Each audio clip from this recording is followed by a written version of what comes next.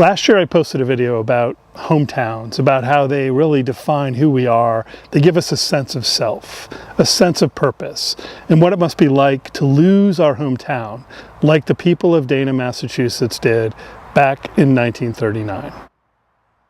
Most of us take our hometowns for granted. Sure, we see the inevitable change, maybe even some eminent domain activity.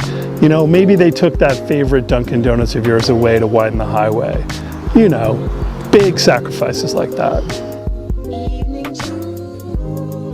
The town of West Boylston made a much bigger sacrifice than that. Around the turn of the 20th century, they saw more than 700 homes, 8 schools, 6 mills, and 4 churches either moved or torn down in order to make room for a new reservoir. All of this work in West Boylston happened between 1897 and 1905. More than 1,700 people and 2,200 acres of land were displaced by the construction of the Wachusett Reservoir solely to quench the thirst of Bostonians that lived 50 miles to their east.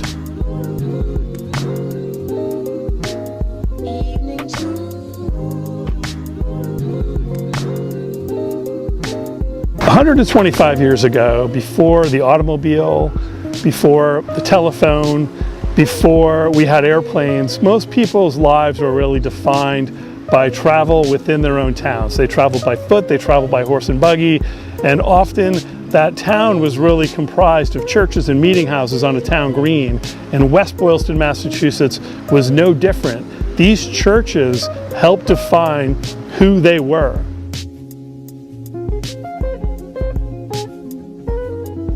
The Wachusett Reservoir was completed in 1905 and filled in 1908.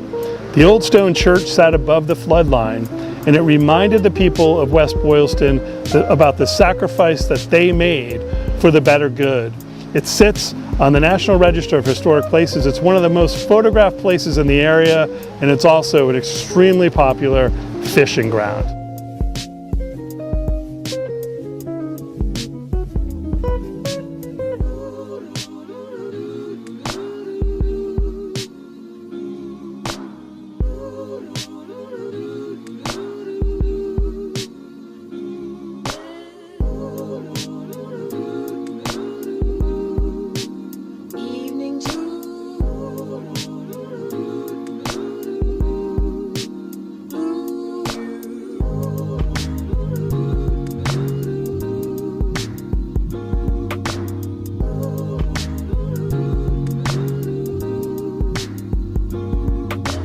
To the people of West Boylston, I salute the sacrifice made by your ancestors more than 100 years ago.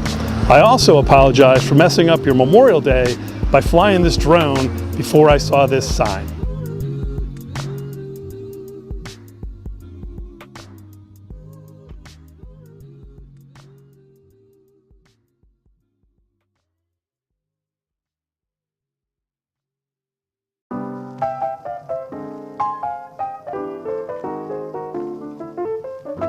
I want to thank you again for watching today.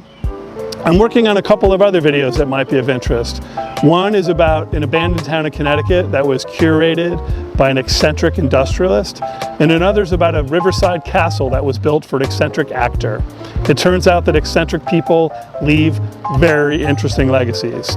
And with that, I say thank you, and until next time, I'll see you again in another video. Bye-bye, take care, thanks.